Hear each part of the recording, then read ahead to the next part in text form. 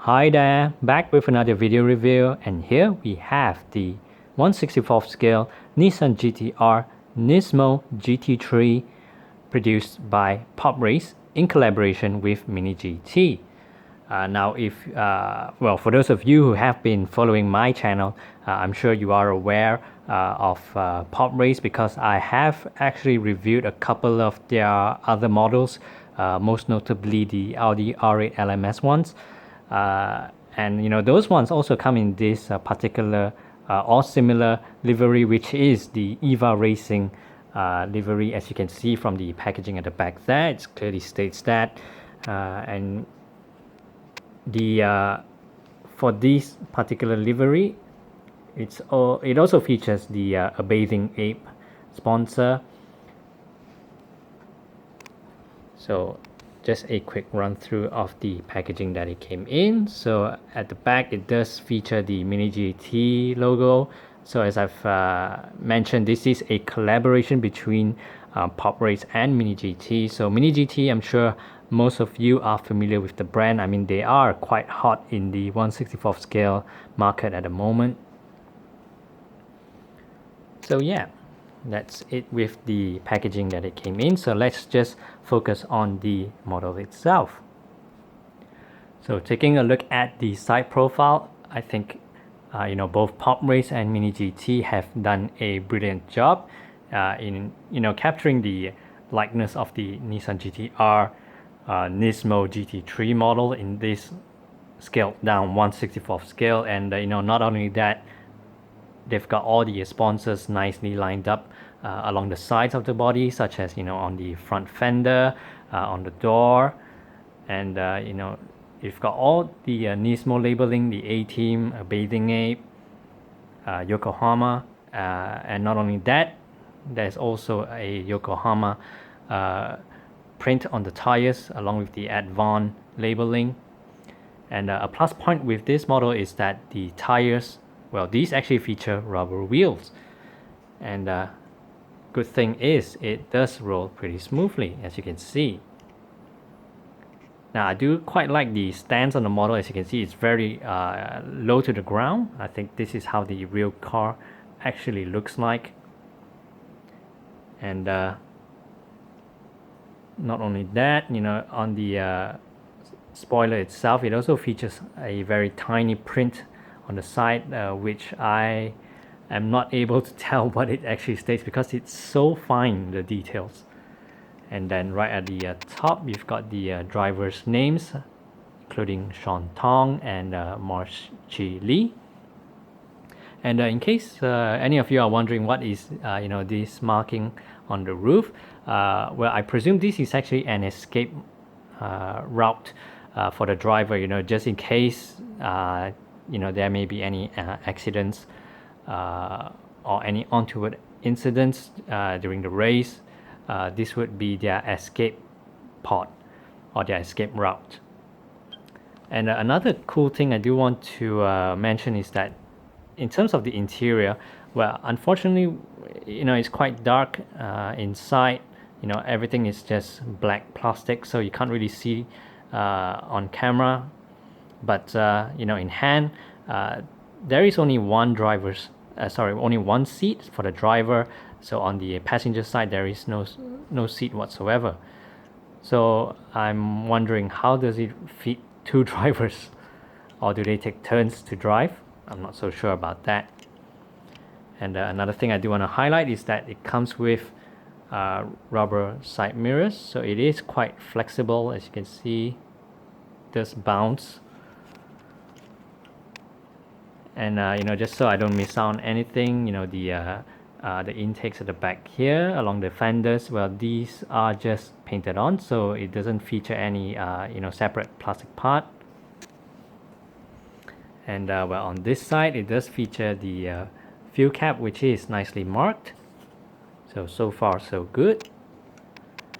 And let's just move on to the front profile. So on the front, I think the details are again nicely captured. You've got the Nissan emblem, the GTR emblem, and the Nismo badge right next to it. It's not very clear, so but I think that is what it's representing. And again, it features more sponsors. So in terms of the headlamps, these are actually plastic inserts, and they do feature some pretty decent details. And just tilting the front upwards so that you guys can have a good view of the front hood. So it does feature the bathing ape decal, and it does also feature some nice texturing along the grills on the top.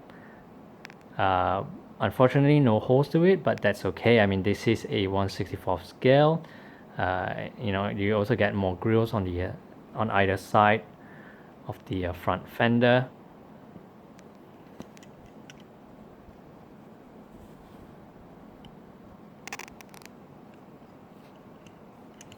So let's just move on to the other side profile. So this time, there is a major difference compared to the other side, and that is this exposed. Well, I'm presuming this is the another place for the fill. So this one is an exposed fill, whereas the one that I started off the review is closed, as you can see. So this is very interesting to see, I would say. And I just noticed there is kind of a blemish on the names of the drivers. So you've got double etched marks up there, so you've got the names repeated. But this for me is just a minor nitpick.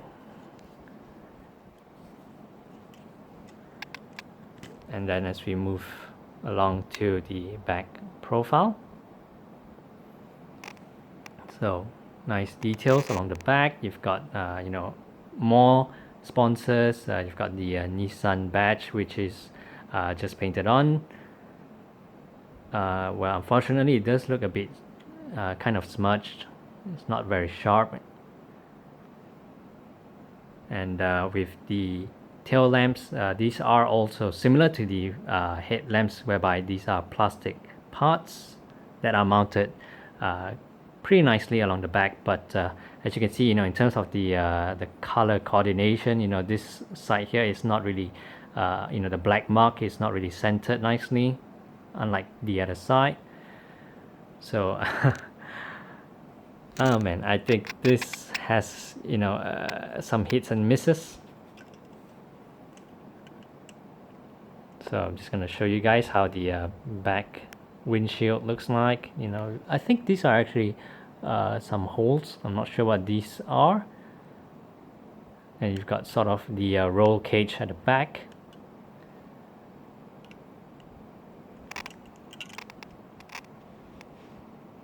And just to share with you guys how the top profile looks.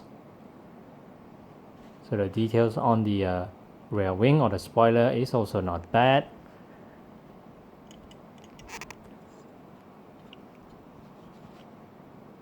And this is how the base looks like.